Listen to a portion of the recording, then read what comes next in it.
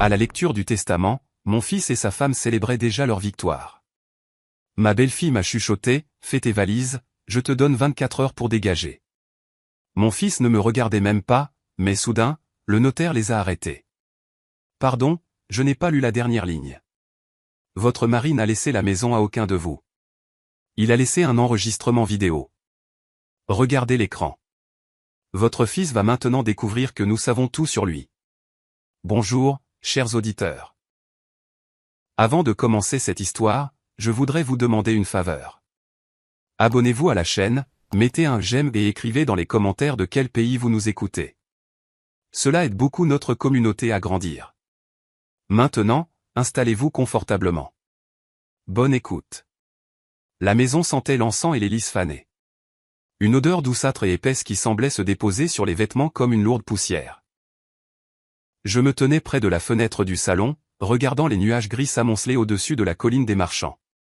Les miroirs, recouverts d'un tissu épais, ne reflétaient rien, mais je savais de toute façon que j'étais devenu semblable à une ombre. Aux funérailles de mon propre mari, je n'étais pas la maîtresse de maison, mais un décor, un vieux meuble qu'on avait oublié de sortir avant l'arrivée des invités importants. Ardalion, mon fils, se tenait au centre de la pièce. Il portait un costume noir impeccable, taillé sur mesure, et cette expression faciale qu'il avait perfectionnée au fil des années de service dans l'administration régionale, affligeait mes plaines d'une dignité contenue. Des gens s'approchaient de lui, des fonctionnaires, des promoteurs immobiliers, des personnes influentes que je n'avais jamais vues chez nous du vivant de Piotr.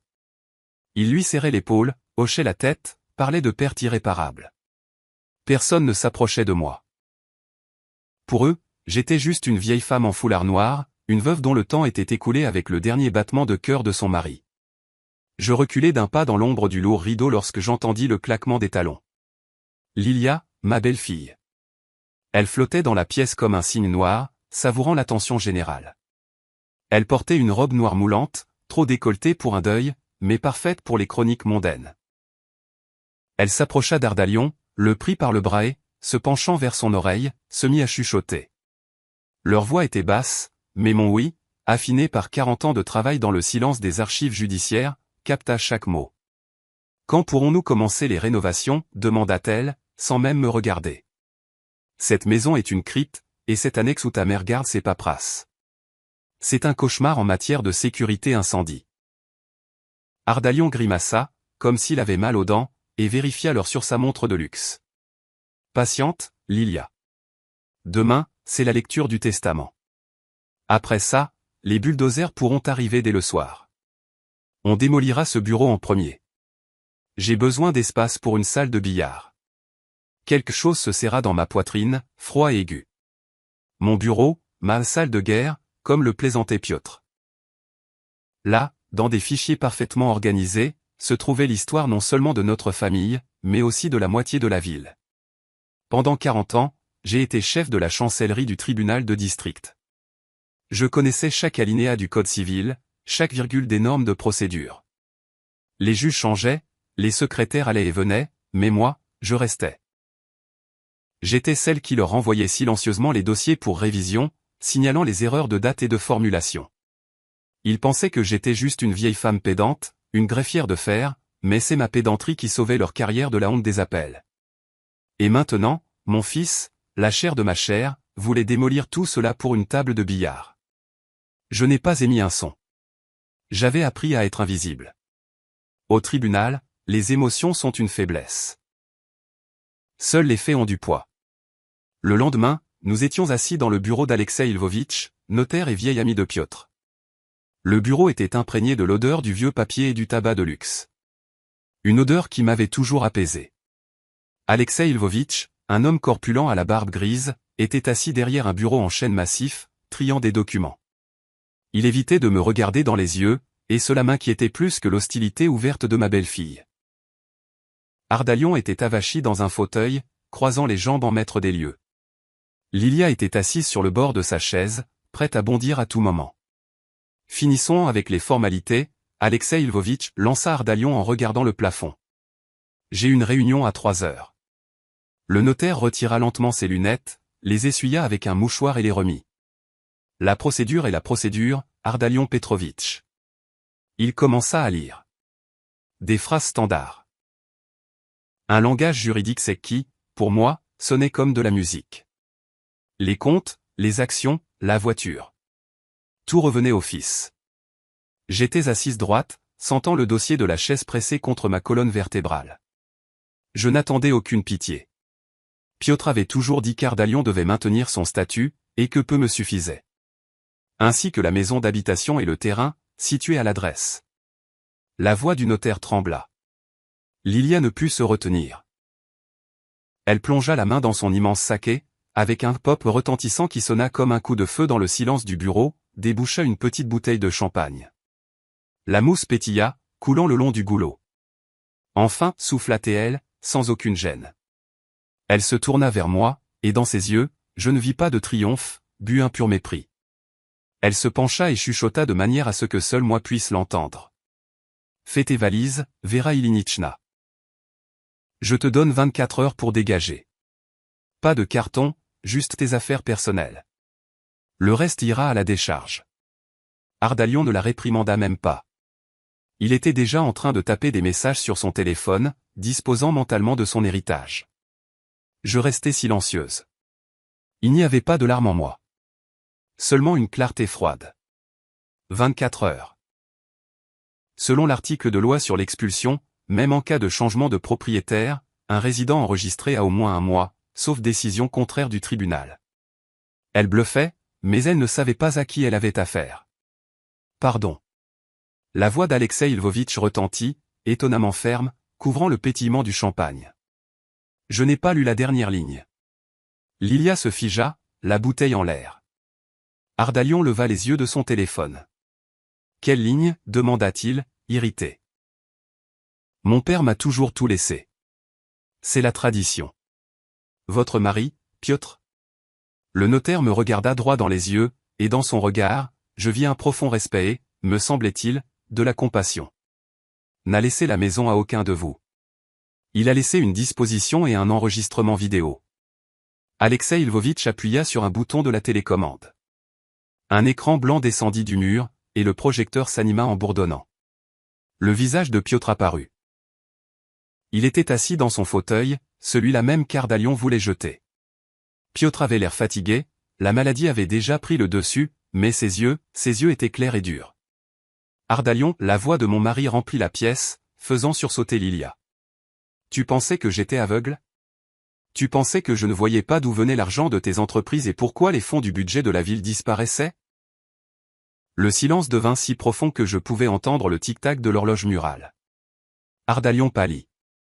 C'est absurde, siffla-t-il. Je laisse la décision entièrement à ma femme, Vera, continua Piotr depuis l'écran. Elle est la seule à connaître la combinaison du coffre-fort. Mais plus important encore, Ardalion, elle est la seule à savoir lire ce qu'il y a à l'intérieur. Je ne lui laisse pas la maison, je lui laisse les archives et le droit de décider quoi en faire. Regardez l'écran. Votre fils va maintenant découvrir que nous savons tout sur lui. L'image changea. Un document scanné apparut à l'écran. C'était un plan de notre domaine, sur lequel un tampon d'autorisation de démolition était apposé à l'encre rouge. Ardalion bondit. C'est un faux. Éteignez ça immédiatement. Je ne regardais pas mon fils.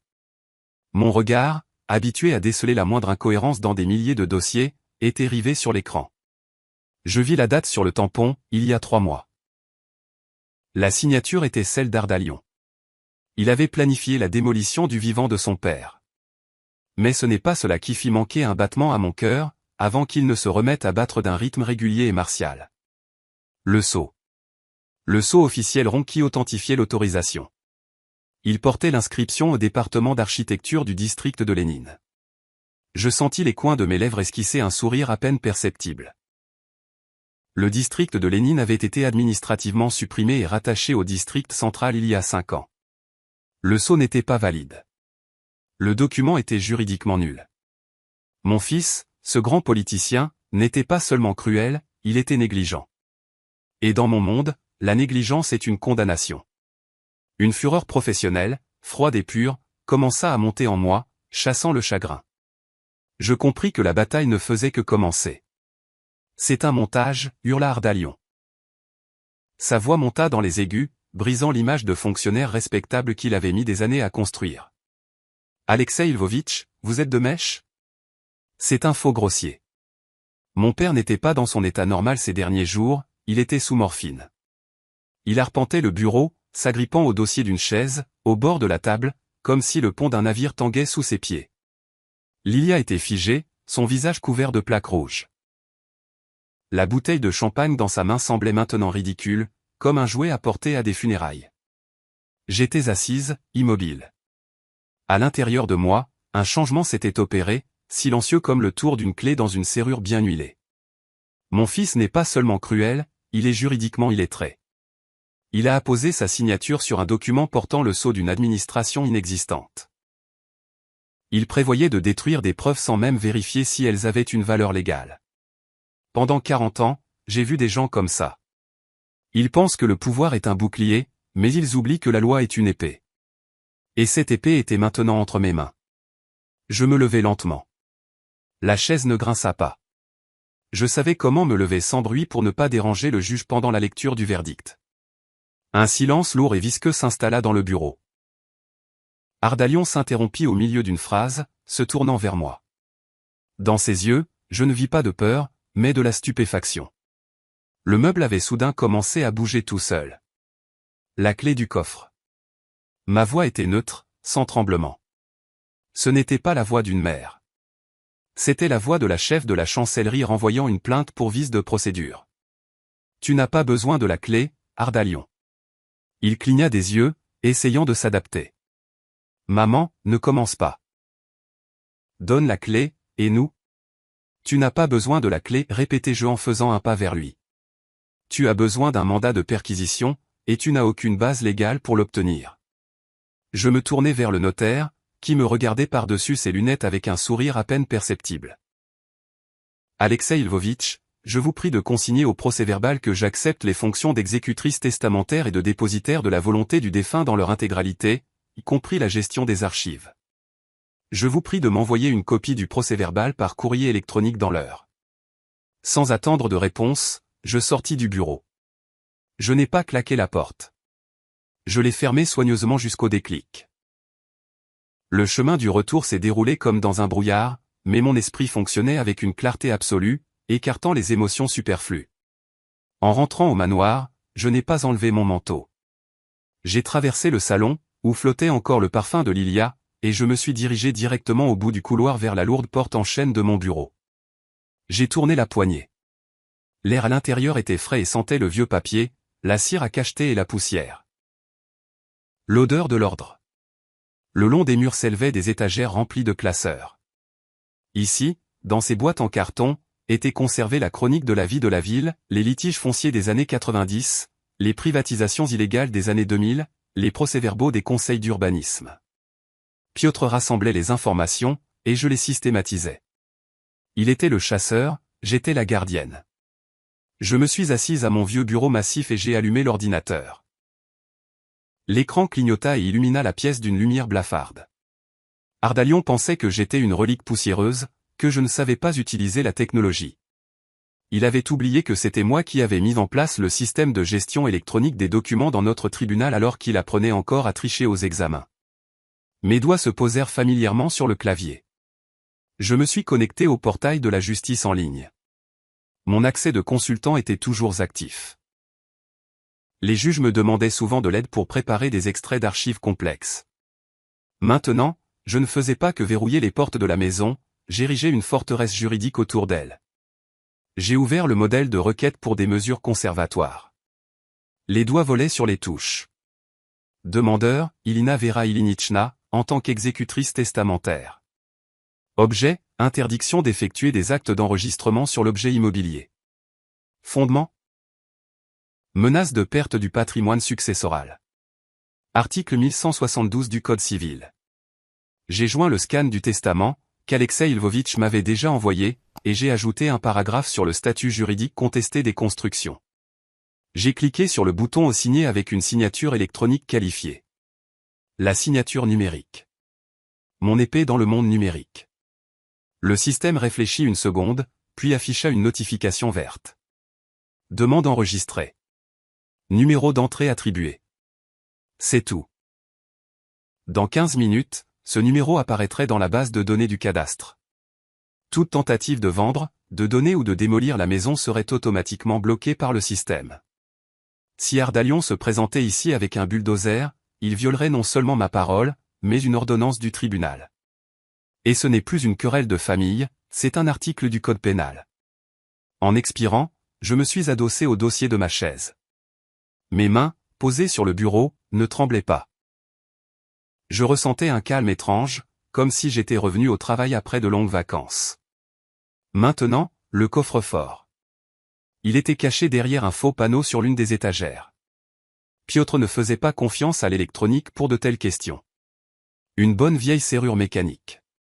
J'ai composé la combinaison, la date de notre mariage et le numéro de l'article de loi en vertu duquel nous avions gagné notre première affaire commune. Clic, la lourde porte céda. À l'intérieur se trouvait un seul et unique dossier en carton gris épais. Il ne portait aucune inscription. Je l'ai sorti, sentant le poids du papier. J'ai ouvert le dossier. Le premier document était un contrat, papier épais, filigrane, contrat de vente d'un terrain et d'objets immobiliers. Acheteur, SARL Quimprominvest. Vendeur, Ardalion Petrovitch Ilin, par procuration. J'ai tourné la page, parcourant des yeux les clauses standards, à la recherche d'un piège. Ardalion voulait vendre le terrain pour une usine, ça, je l'avais déjà compris. Mais pourquoi Piotr avait-il dit qu'Ardalion m'avait piégé? Et c'est là que je l'ai vu. Annexe numéro 3 au contrat. Accord de location-exploitation et de responsabilité opérationnelle.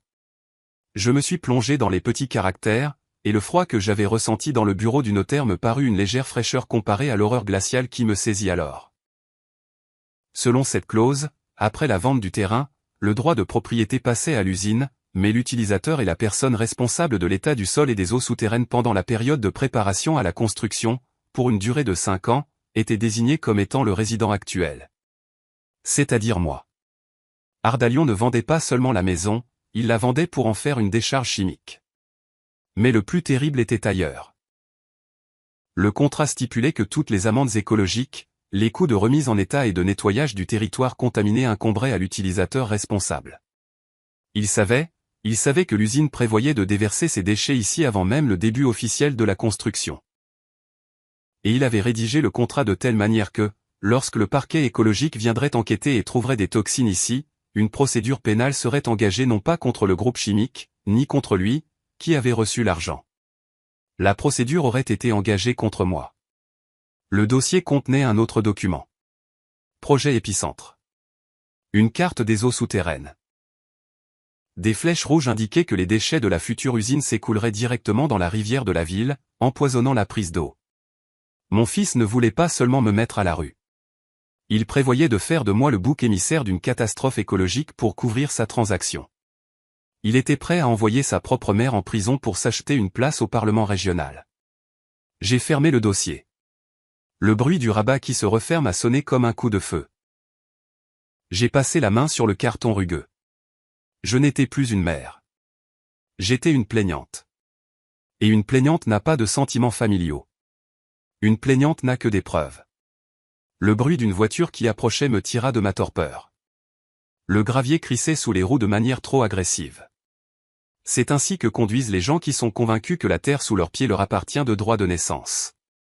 Je regardais par la fenêtre à travers la fente des stores.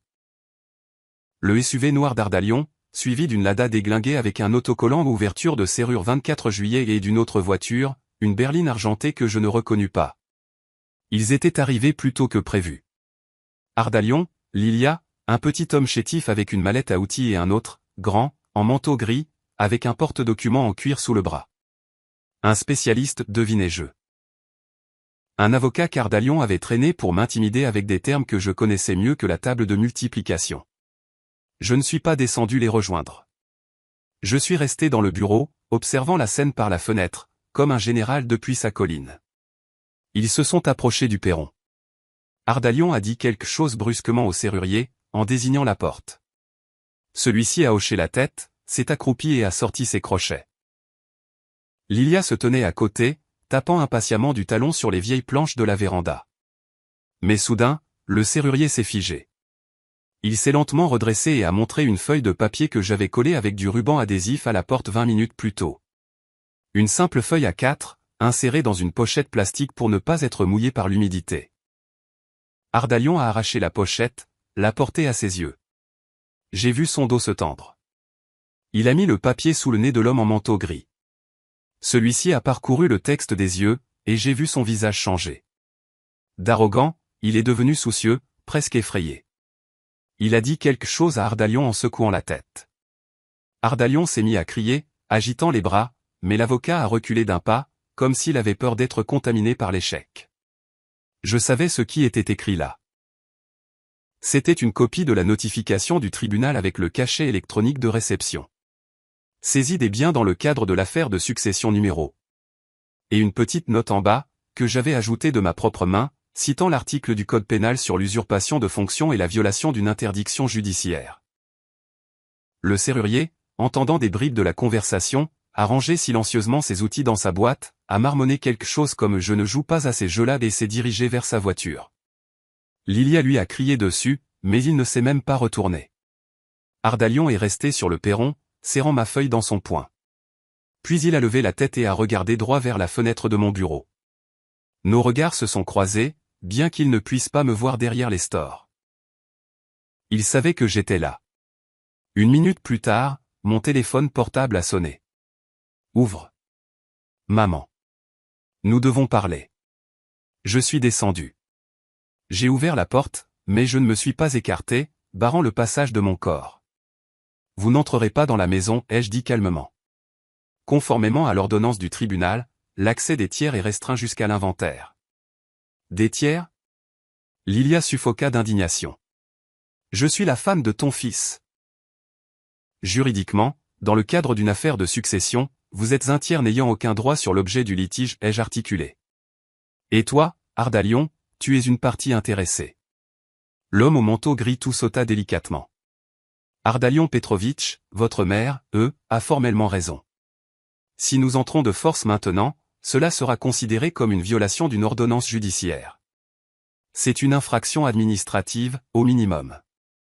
Et compte tenu de votre statut. Ardalion grinça des dents. D'un geste, il ordonna à Lilia et à l'avocat de retourner à la voiture. Maman, il changea de ton. Sa voix prit ces notes veloutées dont il usait pour charmer les électeurs lors des réunions. Il s'approcha, essayant de me prendre la main. Je ne l'ai pas retirée, mais ma paume resta froide et indifférente. Maman, pourquoi ce cirque? Tu es à la retraite. Pourquoi as-tu besoin de ces tribunaux, de ce stress? Tu es fatigué. Regarde-toi. Il parlait doucement, me regardant dans les yeux avec cette fausse sollicitude filiale qui me donnait la nausée. J'ai déjà trouvé un appartement. En centre-ville, 2e étage, vue sur le parc. Rénové, meubles neufs. Tu vivras comme une reine. Signe juste la renonciation à la succession en ma faveur. Je m'occupe de tout. Tu n'auras même pas à te déplacer. Renonciation, ai-je demandé, feignant le léger trouble d'une femme âgée qui ne comprend pas tout à fait de quoi il s'agit. Mais Ardalion, la procédure est compliquée. Le formulaire 12B exige une contre-signature du cadastre. Tu l'as obtenu? Ardalion éclata de rire, un rire soulagé et condescendant. Oh, maman, quel formulaire 12B? Personne ne regarde ces paperasses de nos jours. J'ai mes contacts là-bas. Tu signes un formulaire vierge, et nous nous occupons de le remplir. Tu sais comment ça se passe. Je sais, ai-je hoché la tête. Je sais que sans vérification cadastrale, toute transaction foncière dans une zone de protection des eaux est nulle. Et notre terrain, mon fils, se trouve précisément dans une telle zone. Le sourire disparut de son visage. Tu te moques de moi, siffla-t-il. J'ai déjà pris l'argent. Tu comprends, l'avance a été dépensée. Je dois conclure l'affaire cette semaine, sinon les investisseurs. Ce ne sont pas des gens avec qui on peut plaisanter. Et moi, suis-je quelqu'un avec qui on peut plaisanter, ai-je demandé doucement. Ardalion recula, comme si je l'avais frappé. Quelque chose de nouveau passa dans ses yeux. Pas de l'irritation, mais de la peur. Une peur authentique, poisseuse, celle d'une bête traquée. Il comprit que je ne faisais pas que m'obstiner. Je savais. Tu le regretteras, lança-t-il en se retournant. Tu crois que tes paperasses te sauveront? J'ai des ressources dont tu n'as même pas idée. On va tout te couper. L'électricité, l'eau, l'oxygène. Tu ramperas toi-même. Il se dirigea vers la voiture. Lilia était déjà à l'intérieur, tapant furieusement sur son téléphone.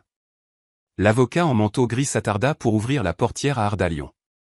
Et à ce moment, alors qu'il se penchait, les pans de son manteau s'écartèrent, et je vis la plaque d'immatriculation de sa berline argentée. À 567 MP 99. Ma mémoire. Ma mémoire professionnelle, qui conservait des milliers de numéros de dossiers et de noms de famille, se déclencha, donnant le résultat. Ce numéro, je l'avais vu dans des rapports il y a 5 ans. Affaire de fraude aux appartements de vétérans.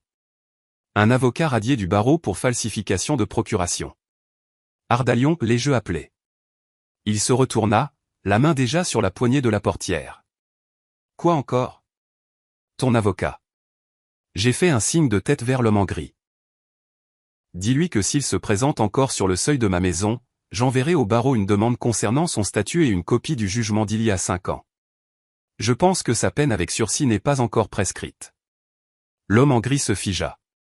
Il tourna lentement la tête vers moi, et son visage prit la couleur de l'asphalte sur lequel il se tenait. Il me reconnut non pas comme la mère d'un client, mais comme la Vera de fer de la chancellerie, qui lui avait un jour renvoyé sa requête avec la mention signature non conforme au spécimen.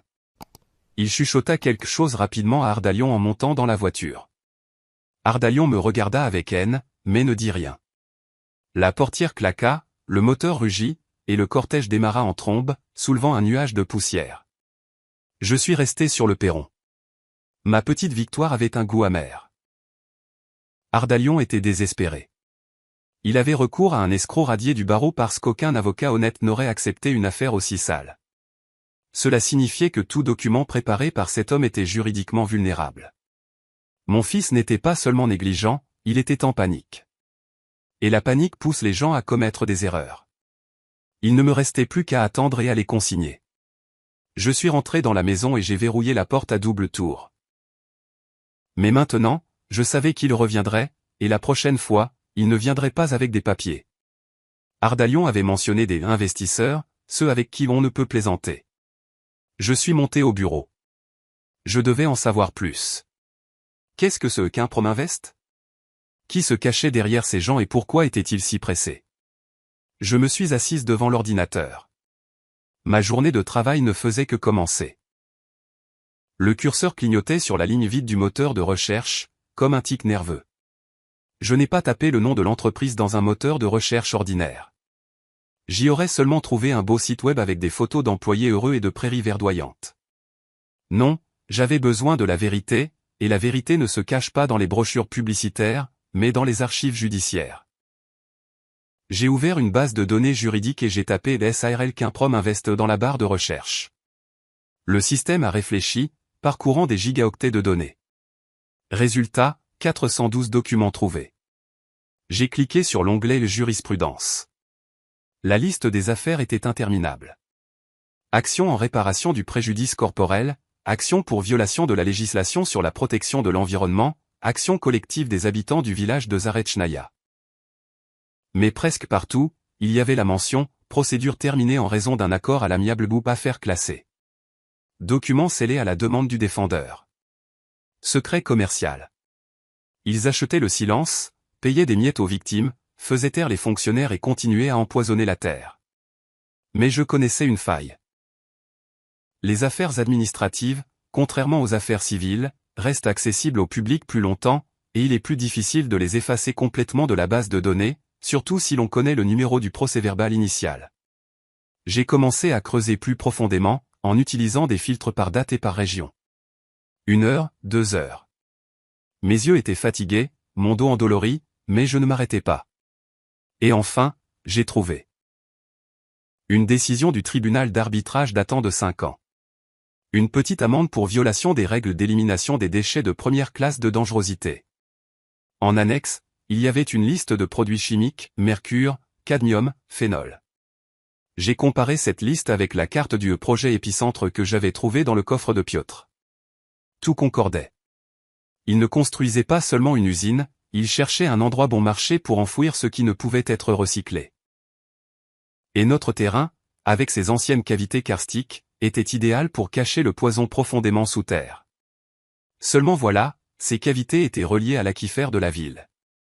Si Ardalion vendait la maison, d'ici un an, la moitié de la ville boirait une eau au goût de phénol, et sur le papier, la coupable, ce serait moi. Soudain, l'écran de l'ordinateur s'est éteint. Le bourdonnement de l'unité centrale a cessé. La lampe sur mon bureau a clignoté et s'est éteinte. L'obscurité et le silence se sont installés dans la maison, seulement troublés par le bruit de la pluie sur le toit. J'ai actionné l'interrupteur. Rien. J'ai regardé par la fenêtre. Chez les voisins, la lumière était allumée. Ce n'était donc pas une panne. J'ai sorti mon téléphone. Un message d'un numéro inconnu s'est affiché à l'écran, nous avons une panne technique. L'équipe interviendra dans 3 jours. Ou alors, signe les documents, et le courant sera rétabli dans 5 minutes. Ardalion. Il était passé des menaces aux actes. Il pensait qu'une vieille femme aurait peur du noir, que sans électricité ni chauffage, je céderais. Il avait oublié que j'avais survécu aux années 90, quand les délestages étaient la norme et que nous, au tribunal, tapions les jugements à la machine à écrire à la lueur des bougies.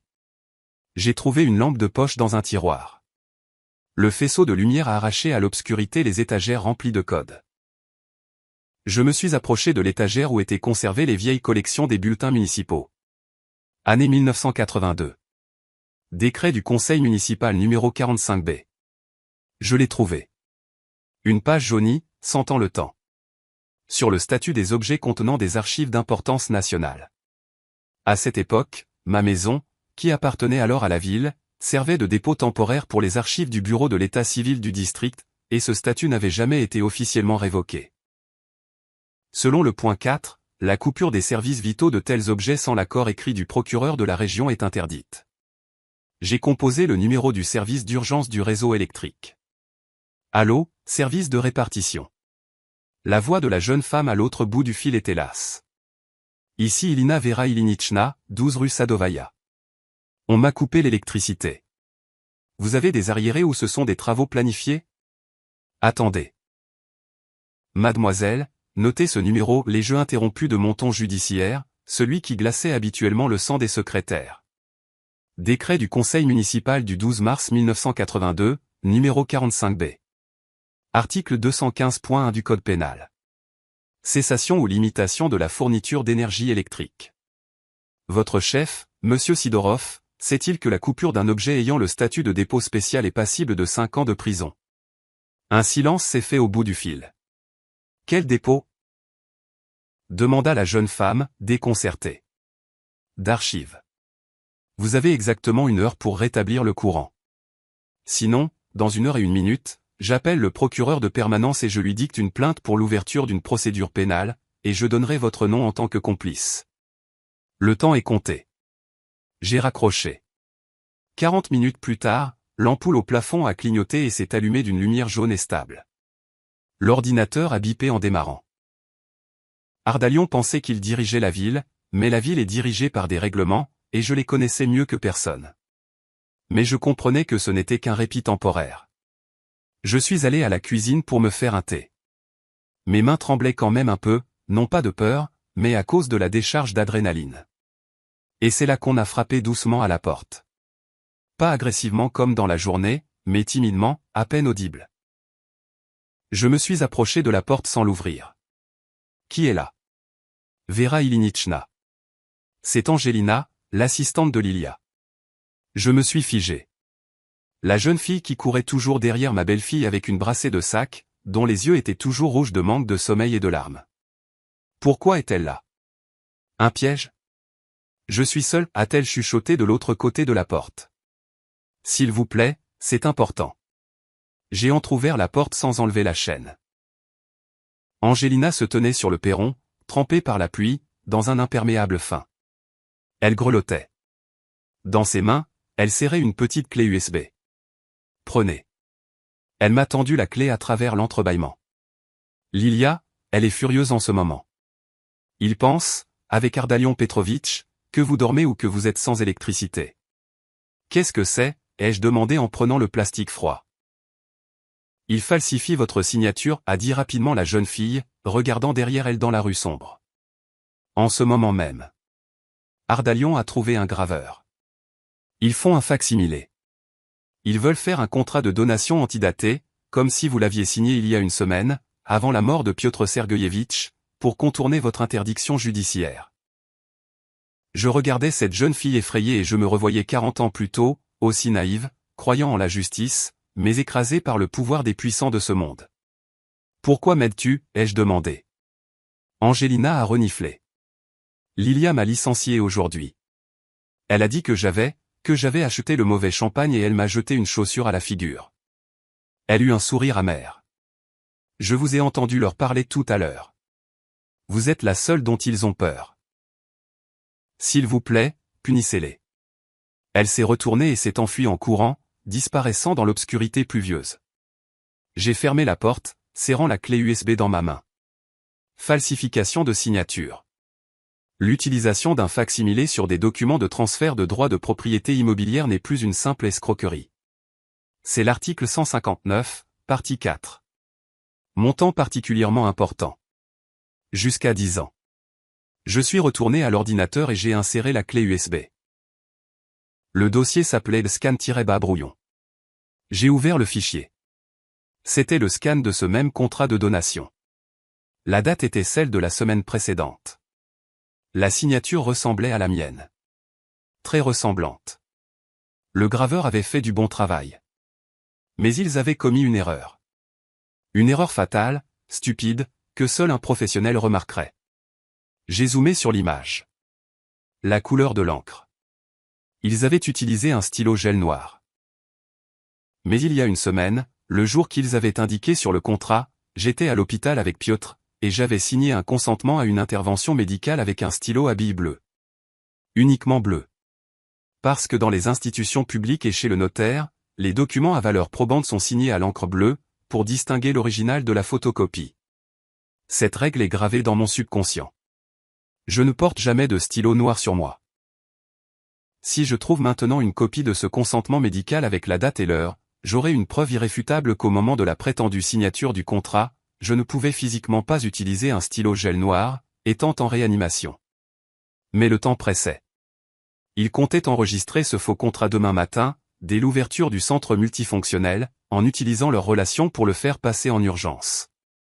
Je devais agir en premier, et un plan a germé dans mon esprit. Un plan qui exigeait non seulement la connaissance des lois, mais aussi un talent d'actrice. Demain matin, j'irai moi-même à leur rencontre, non pas pour me rendre, mais pour refermer le piège. Je n'ai pas dormi de la nuit, non pas par peur, mais par concentration.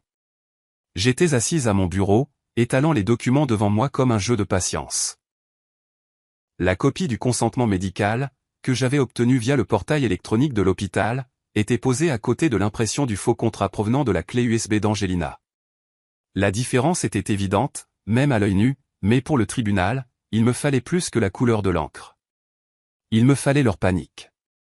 La matinée était grise et humide. L'horloge sonna 9 heures. Les 24 heures que Lilia m'avait données étaient écoulées. Je savais qu'ils viendraient, et ils ne se firent pas attendre. Un crissement de pneus, des claquements de portières. Cette fois, ni serrurier, ni avocat. Seulement Ardalion et Lilia. Ils firent irruption sur le terrain sans même essayer de sonner. Lilia ramassa une pierre et la lança de toutes ses forces contre la fenêtre du salon. Le bruit du verre brisé sonna comme un signal d'attaque. « Sors de là, vieille sorcière » hurlait-elle, son visage habituellement si soigné, déformé par la rage. Le temps est écoulé. Nous avons les documents. La maison est à nous. Je suis sorti sur le perron. Je portais ma robe grise stricte, celle que j'avais portée au travail ces 5 dernières années. Dans mes mains, un dossier. Vous troublez l'ordre public, dis-je calmement, en regardant Lilia lever la main pour un deuxième lancer. Article 20.1 du Code des infractions administratives. Vandalisme mineur. Je me fiche de tes articles, cria-t-elle. Nous sortons tout juste du cadastre. La transaction est enregistrée. Nous avons un contrat de donation avec ta signature. Tu n'es personne ici. Ardalion se tenait légèrement en retrait, respirant lourdement. Il avait l'air épuisé. Sa cravate était de travers. « Maman, ne complique pas les choses, dit-il d'une voix rauque. La police est en route. Ils vont te sortir d'ici menotté pour occupation illégale de la propriété d'autrui. » J'ai descendu lentement les marches. Un contrat de donation, ai-je demandé. Celui où ma signature est faite avec un stylo gel noir? Ardalion tressaillit. Comment sais-tu? Et la date est le 15, ai-je poursuivi, ne lui laissant pas le temps de se ressaisir. Ce jour-là, Ardalion, j'étais en réanimation avec ton père et je signais un consentement pour une perfusion avec un stylo à billes bleues. Les caméras de surveillance dans le couloir de l'hôpital enregistrent 24H24 et 7J7. Une expertise prouvera la falsification en une seule journée. Et alors, ce ne sera plus un litige civil, mon fils. Ce sera une affaire pénale. Falsification de documents dans le but de s'approprier des biens d'une valeur particulièrement élevée. Lilia se figea. Sa main tenant la pierre retomba. Mais ce n'est pas tout. Je me suis tourné vers ma belle-fille. Lilia, tu tiens tellement à posséder cette maison. As-tu lu le contrat que ton mari a conclu avec Quimprominvest? Quel Quimprominvest? Elle cligna des yeux, perplexe, regardant tour à tour son mari et moi. Ardalion pâlit. Ardalion ne t'a rien dit? J'ai feint une surprise sincère.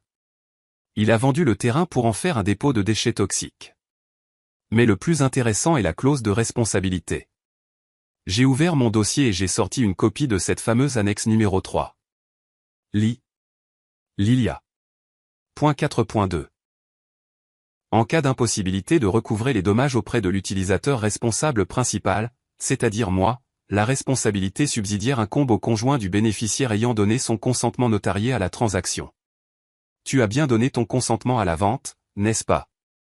Lilia m'arracha le papier des mains. Ses yeux parcouraient les lignes. Qu'est-ce que ça veut dire? Sa voix tremblait. Ça veut dire, ai-je expliqué d'un ton glacial, que lorsque le parquet écologique trouvera du phénol ici et imposera une amende de quelques millions d'euros, ils ne prendront pas seulement le bureau d'Ardalion. Ils prendront ton salon de beauté, ta voiture, tes bijoux et même cet appartement que vous avez acheté en Espagne.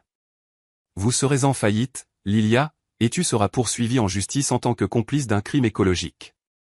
Lilia leva lentement les yeux vers son mari. L'horreur se mêlait à la fureur dans son regard. Tu m'as dit que c'était juste une vente de terrain pour des cottages, siffla-t-elle. Tu m'as piégé? Lilia, attends, elle bluffe, cria Ardalion, essayant de la saisir par le bras. Ce sont de vieux papiers. Je bluffe? J'ai souri. Appelle ton avocat, celui avec la fausse licence. Demande-lui ce qu'est la responsabilité subsidiaire dans les affaires de contentieux écologiques. L'alliance s'effondrait sous mes yeux. Lilia repoussa Ardalion. Idiot, hurla-t-elle. Tu vas nous perdre tous. Elle se détourna de lui et regarda la maison. Une pensée folle traversa son esprit. Les documents, chuchota-t-elle. S'il n'y a pas de documents, il n'y a pas d'affaire. Lilia, qu'est-ce que tu fais? Cria Ardalion alors qu'elle se précipitait vers la voiture et sortait un bidon rouge du coffre. On va brûler cette baraque, criait-elle en arrachant le bouchon. On dira que c'est l'installation électrique, l'assurance couvrira tout, et il n'y aura pas d'expertise, pas d'encre, pas de signature. Arrête. Ardalion essaya de l'arrêter, mais elle aspergea le perron d'essence. L'odeur âcre du carburant me frappa les narines, se mêlant à l'odeur de la terre humide. Je restais immobile. Tout se contractait en moi, mais je savais que je ne pouvais pas les arrêter physiquement. J'étais une vieille femme face à deux personnes rendues folles par la peur et la cupidité. Mais j'avais une arme plus redoutable que la force. Lilia sortit un briquet. « Dégage, Vera, me cria-t-elle, ou tu brûleras avec tes paperasses. » À ce moment, je sentis mon téléphone vibrer dans ma poche. Ce n'était pas un signal de la police, ni des pompiers. Je sortis calmement mon téléphone, appuyai sur un bouton et le portai à mon oreille. « Alexei Lvovitch, dis-je fort, pour qu'ils entendent.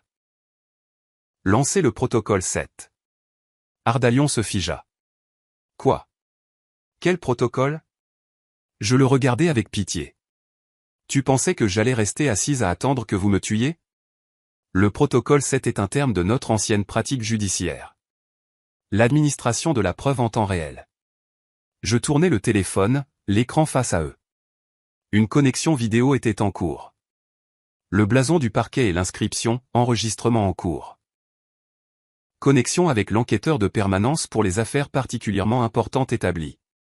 En ce moment même, dis-je en regardant la caméra, vous commettez une tentative de destruction de biens d'autrui par un moyen dangereux pour le public.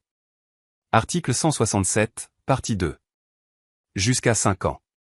Plus une tentative de meurtre, puisque vous savez que je suis dans la maison. Lilia, le briquet à la main, se figea comme une statue de sel. Mais ce n'est pas tout, ai-je continué. Ardalion, tu dois prendre la parole à la mairie aujourd'hui, à la réunion municipale sur l'écologie. Il se taisait, regardant le téléphone comme un serpent.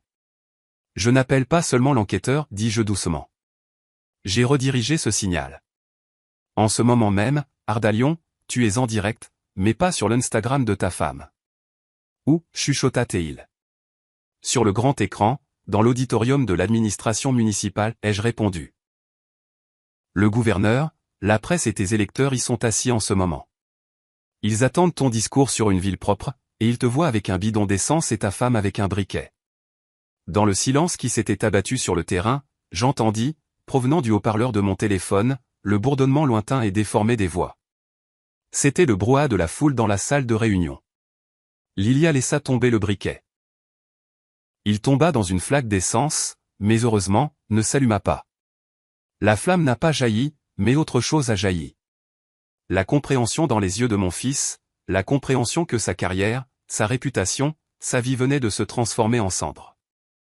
Et pour cela, je n'avais eu besoin d'aucune allumette. Ardalion s'effondra à genoux dans la boue. Son costume de luxe fut instantanément trempé, mais il ne le remarqua même pas. Il fixait l'écran de mon téléphone, où, dans une petite fenêtre, on pouvait voir la salle comble de l'administration. Les gens à l'arrière-plan se levaient. Certains filmaient avec leur téléphone le grand écran qui retransmettait notre scène. Le bourdonnement des voix provenant du haut-parleur s'intensifia, se transformant en une tempête. « Éteins » a-t-il haleté, tendant vers moi des mains tremblantes. « Maman, je t'en supplie, éteins. Je te donnerai tout. La maison, le terrain, tout, mais éteins. » Lilia se tenait là, les mains sur la bouche, les yeux écarquillés d'horreur. Elle reculait lentement vers la voiture, comme si elle espérait que si elle sortait du cadre, elle disparaîtrait de la réalité. Je n'ai pas éteint la transmission. Je tenais le téléphone fermement, comme je tenais le sceau sur les jugements.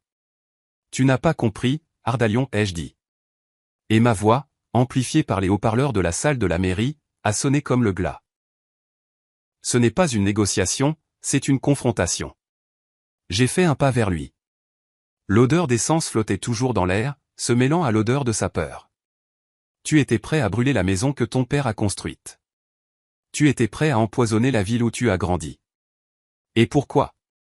Pour de l'argent, que tu avais déjà en suffisance. Je devais le faire, a-t-il soudain crié, sombrant dans l'hystérie. Les larmes coulaient sur son visage, se mêlant à la boue. Il m'aurait tué. Les investisseurs. Ce ne sont pas de simples hommes d'affaires, maman. Ce sont des bandits. Je leur ai emprunté de l'argent pour ce projet, si je ne leur donne pas le terrain. Il s'est effondré en sanglots, le visage dans les mains. Un homme pathétique, brisé, non pas un politicien, non pas un maître de la vie, mais un garçon effrayé qui s'était laissé prendre au jeu des grands. Les bandits ne font peur qu'à ceux qui vivent en dehors de la loi, ai-je répondu. Et moi, je vis selon la loi. Et maintenant, mon fils, tu vas vivre selon elle aussi. J'ai tourné la caméra vers moi. Monsieur le procureur de la région, me suis-je adressé à mon interlocuteur invisible de l'autre côté de la liaison. Moi, Ilina Vera Ilinichna, déclare officiellement une tentative d'incendie criminel et une menace de mort. Tous les présents dans la salle de l'administration sont témoins. Je demande que cet enregistrement vidéo soit considéré comme une preuve officielle, et je demande également que soient joints au dossier les documents relatifs à la transaction foncière illégale et à la menace écologique, dont j'ai déjà envoyé des copies sur votre serveur. Une voix stricte et autoritaire retentit dans le haut-parleur. Je l'ai reconnu. C'était le procureur régional lui-même qui, je le savais, assistait à la réunion. Déclaration reçue, Vera Ilinichna. Une patrouille de police et une équipe d'enquêteurs sont déjà en route. Personne ne doit quitter les lieux du crime. Ardalion a relevé la tête. Dans ses yeux, la dernière lueur d'espoir s'était éteinte. Il a compris que c'était la fin. Pas seulement un scandale. C'était la prison. Lilia, en entendant parler de la police, a poussé un cri et s'est précipitée vers la voiture. « Je n'ai rien à voir là-dedans » criait-elle en tirant sur la poignée de la portière. « C'est entièrement de sa faute. Il m'a forcé. Je suis juste sa femme. » Elle a sauté au volant, a démarré le moteur. Le SUV noir a rugi. « Lilia, arrête » a crié Ardalion, essayant de se relever, mais ses pieds glissaient sur l'herbe mouillée. La voiture a démarré en trombe, projetant des mottes de terre. Elle fonçait vers le portail, sans se soucier du chemin, droit sur les parterres de pivoine que Piotr aimait tant. Mais je n'ai même pas bougé. Je savais ce qu'elle ignorait.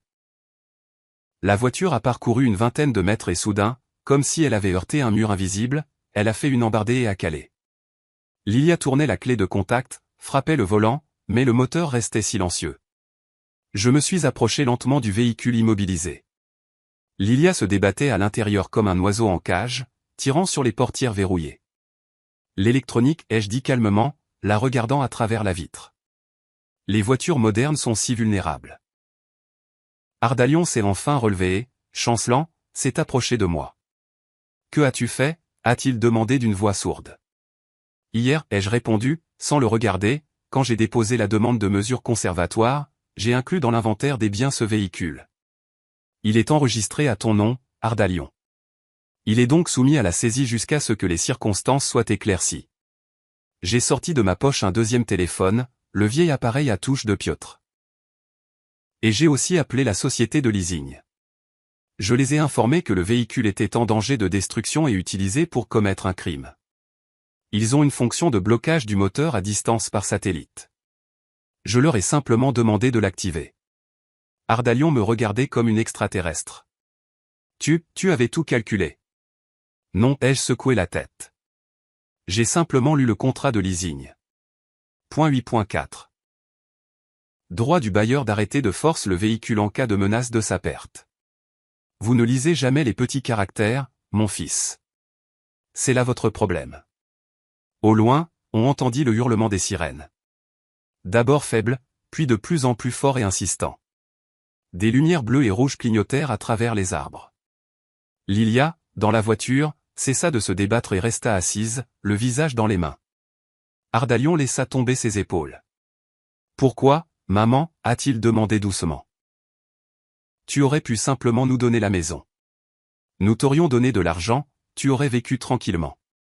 Pourquoi nous as-tu détruits » Je l'ai regardé. Il n'y avait pas de triomphe dans mes yeux, seulement de la fatigue et une profonde tristesse ancienne. « Je ne vous ai pas détruit, Ardalion.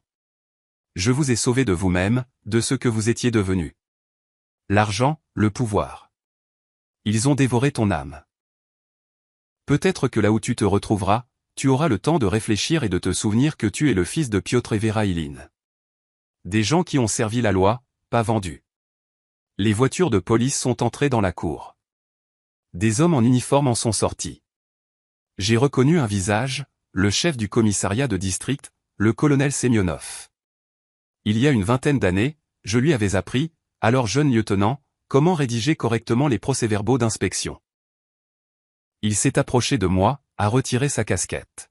« Vera Ilinichna » a-t-il salué respectueusement, mais avec une pointe d'embarras.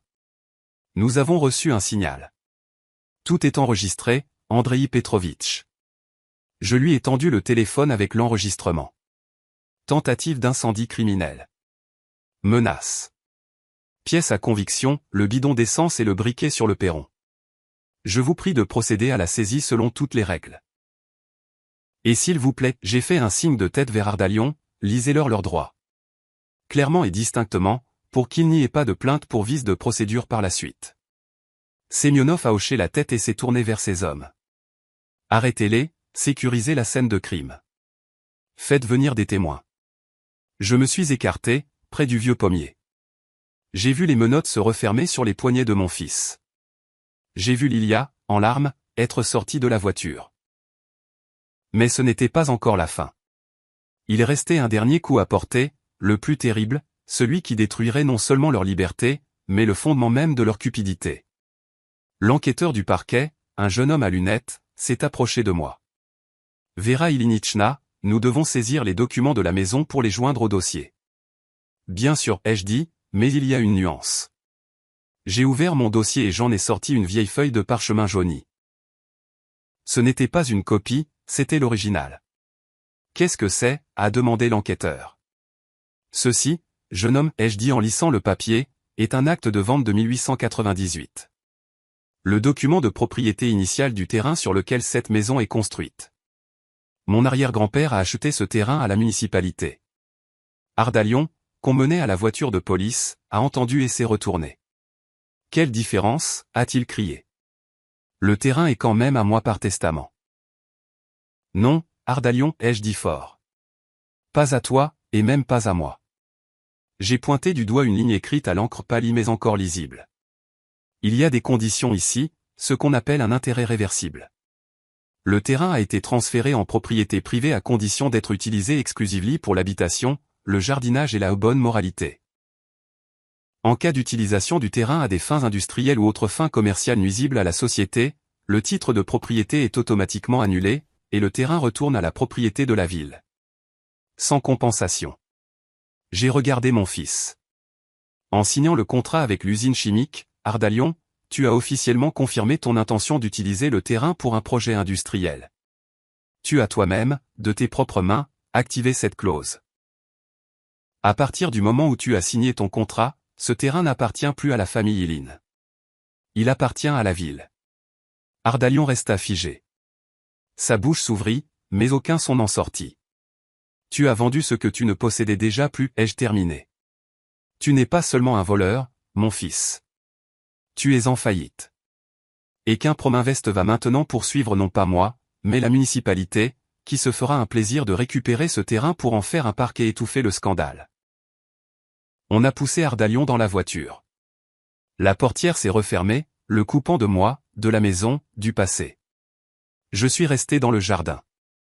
La pluie avait cessé. Les nuages se dissipaient, et un faible rayon de soleil perçait à travers eux. J'ai respiré l'air. Il sentait la terre mouillée, les pommes et la liberté. Une liberté amère, lourde, mais une liberté quand même. La vitre de la voiture de police s'est abaissée, et le visage déformé d'Ardalion est apparu. C'est un montage. A-t-il crié, sa voix devenant stridente. Vous avez tout manigancé. La vidéo est un deepfake. Ce papier est un faux. Je sais comment on fait ça. Colonel, arrêtez-la. Elle a mené une surveillance illégale. Article 137 du Code pénal.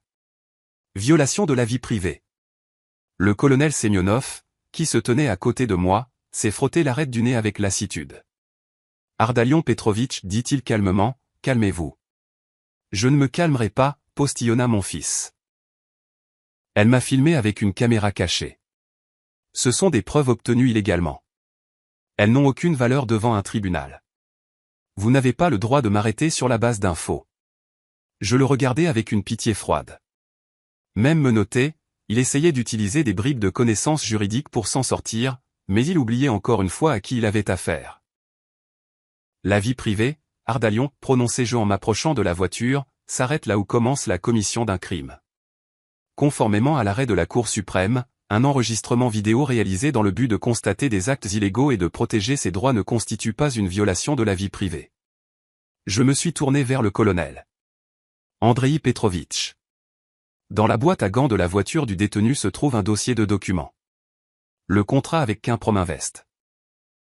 Je suppose que c'est une base suffisante pour ouvrir une enquête pour escroquerie à grande échelle. Après tout, il a vendu un terrain municipal en le faisant passer pour le sien. Semyonov a fait un signe de tête à l'un de ses agents. Celui-ci a ouvert la portière du SUV d'Ardalion, a plongé à l'intérieur et en est ressorti une seconde plus tard avec un épais porte-document en cuir. Affirmatif, mon colonel. Ardalion pâlit. Il comprit que son dernier atout venait d'être abattu. Mais à ce moment, de l'autre voiture de police où Lilia avait été placée, un cri retentit. La porte s'ouvrit et ma belle-fille, échevelée, le mascara coulant, s'échappa des mains d'une jeune policière. « Lâchez-moi, hurlait-elle.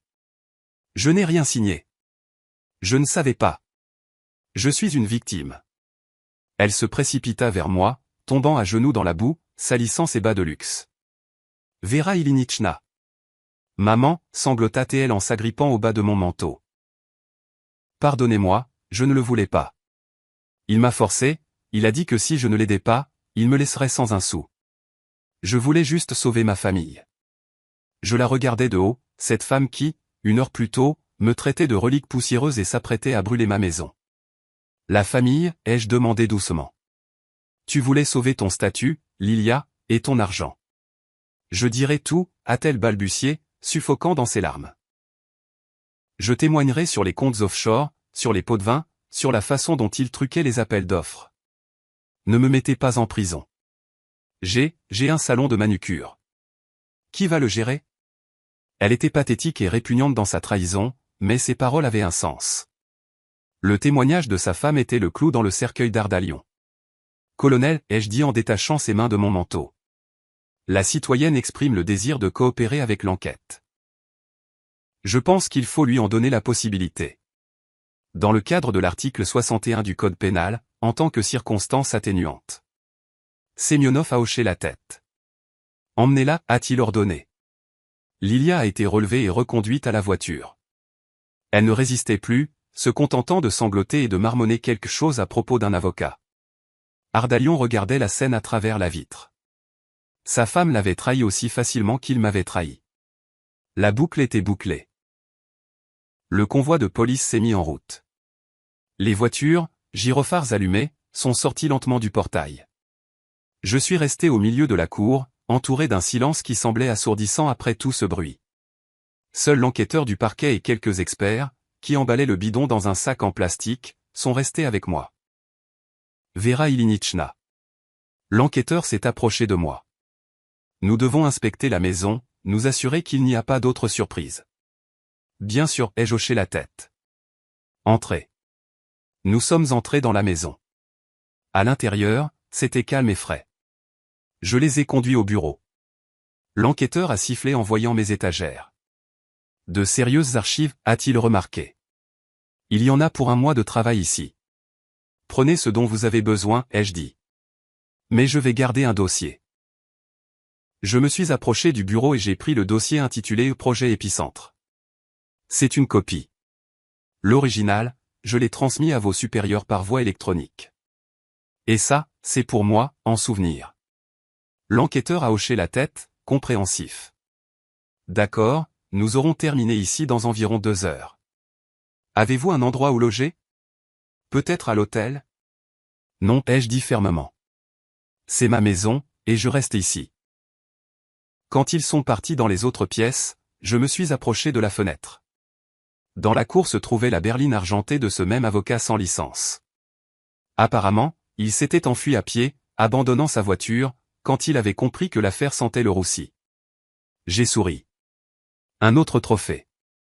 J'ai sorti mon téléphone et j'ai composé le numéro d'Alexei Lvovitch. Allô? C'est fini, Alexei, ai-je dit.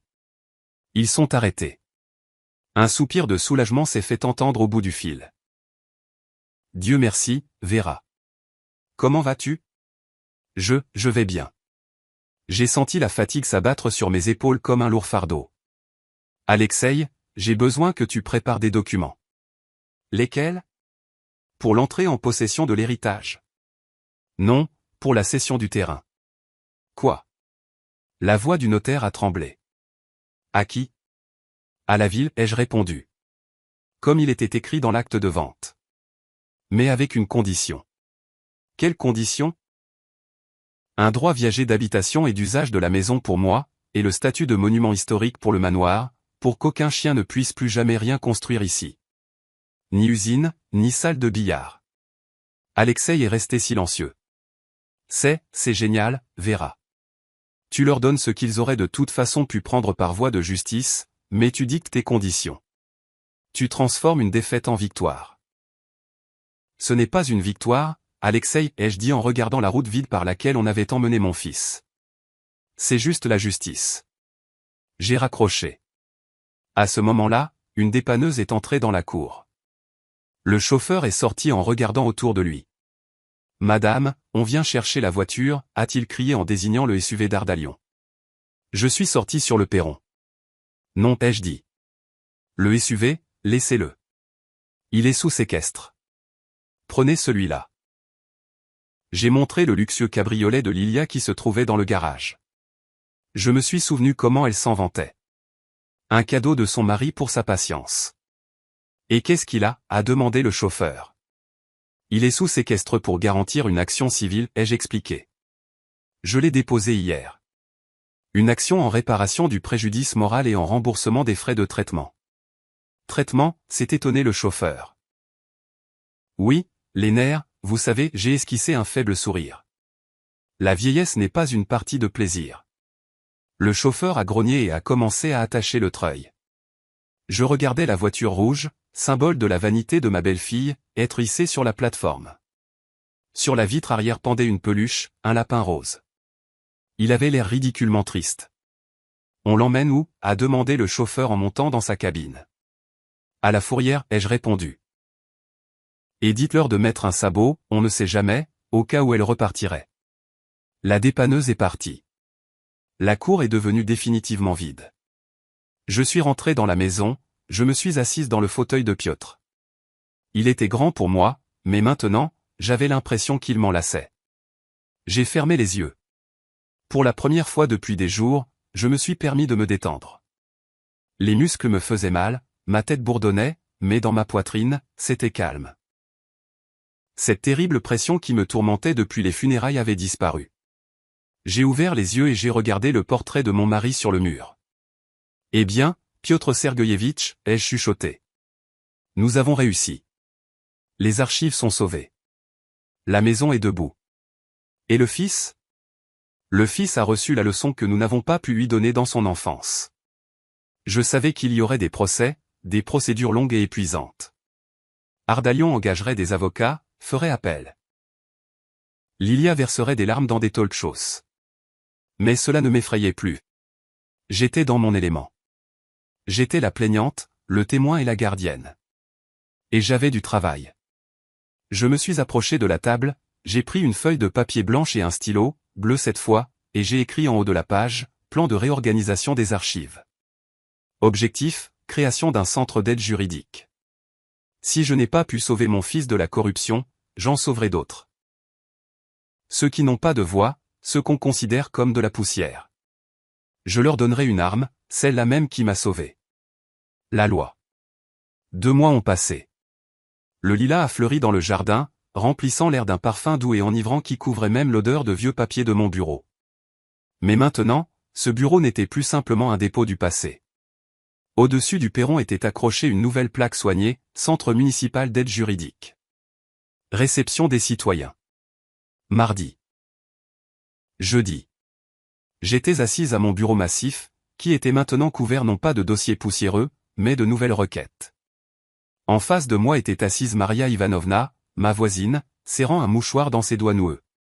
Vorochka, ils disent que ma pension a été recalculée correctement, mais je vois bien que... Commença-t-elle d'une voix tremblante. Ne vous inquiétez pas, Maria Ivanovna.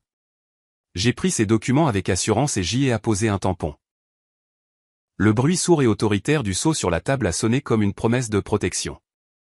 Ils ont oublié d'appliquer le coefficient d'ancienneté pour les régions de l'extrême nord.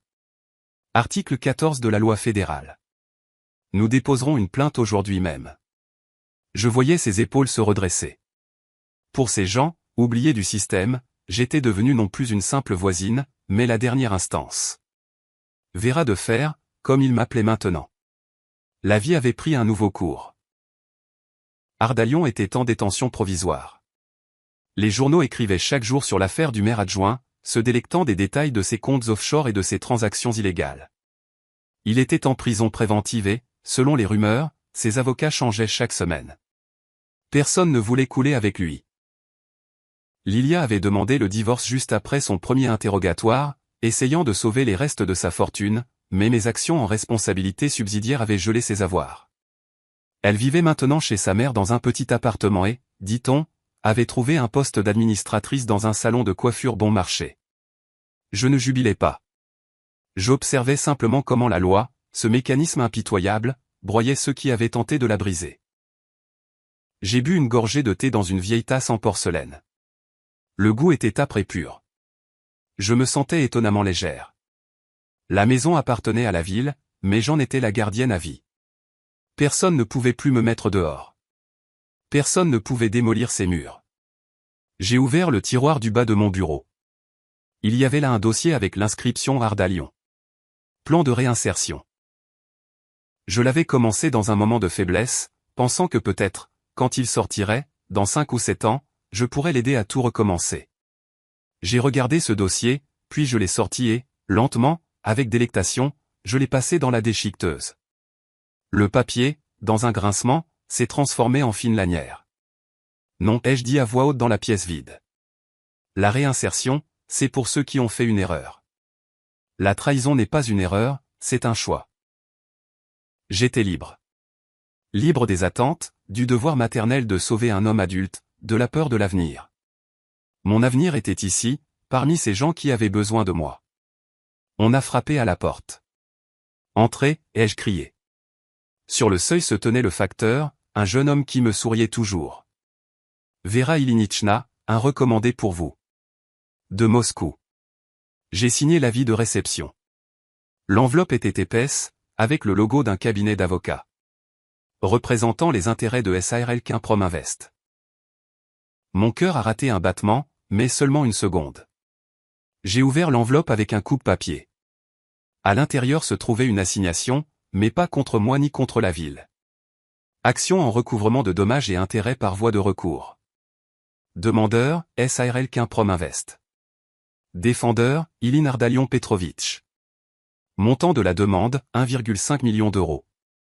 J'ai rapidement parcouru le texte. Mes lèvres se sont étirées en un sourire. Il demandait le remboursement de l'avance et la compensation du manque à gagner.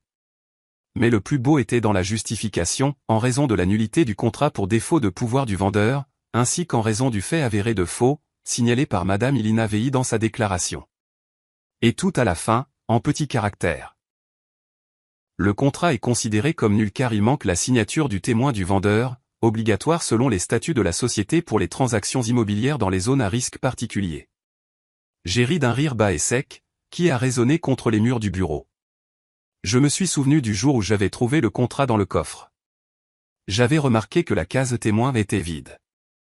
Ardalion était si pressé qu'il avait oublié de demander à quelqu'un de signer.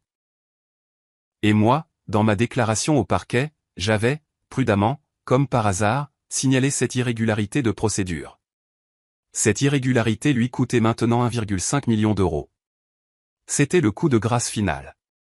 Même s'il sortait de prison, il serait redevable à cette société jusqu'à la fin de ses jours. J'ai pris un marqueur et j'ai écrit une grande lettre sur l'enveloppe, J. Pour justice. Puis j'ai ouvert l'armoire et j'ai rangé le dossier sur l'étagère, entre l'affaire de Maria Ivanovna et la plainte pour la défense des droits des consommateurs. Dehors, le soleil se couchait, colorant le ciel de teinte pourpre. J'ai éteint l'ordinateur, éteint la lampe. Ma journée de travail était terminée, mais mon travail ne faisait que commencer. Je suis sorti sur le perron, j'ai respiré l'air frais du soir. Au loin, un chien aboyait, on entendait des rires d'enfants. La vie continuait, et j'en faisais partie. Ni poussière, ni relique, mais un fondement. J'ai ajusté mon châle sur mes épaules et j'ai souri. Eh bien, ai-je dit au silence. Demain, c'est mardi, jour de réception. Il faut se préparer.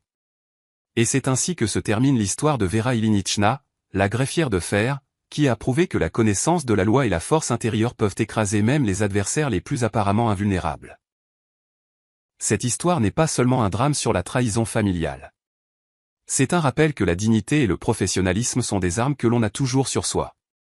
Pensez-vous que Vera a bien agi? Après tout, elle a, pour ainsi dire, envoyé son propre fils en prison et l'a privé de tout. Était-ce un acte de justice suprême ou la cruauté d'une mère qui n'a pas pu pardonner la trahison? Ou peut-être était-ce le seul moyen de sauver son âme, en arrêtant sa chute dans l'abîme de la corruption? Écrivez votre opinion dans les commentaires. Nous sommes très curieux de savoir de quel côté vous vous situez dans ce conflit.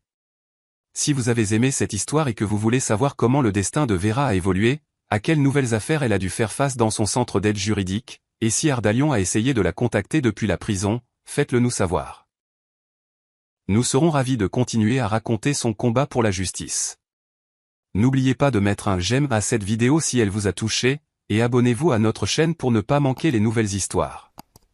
Votre soutien nous inspire à créer plus de contenu de qualité pour vous. Nous vous souhaitons tout le meilleur. À la fin de cette vidéo, une fenêtre apparaîtra au centre de l'écran. Cliquez dessus pour voir nos autres histoires les plus captivantes.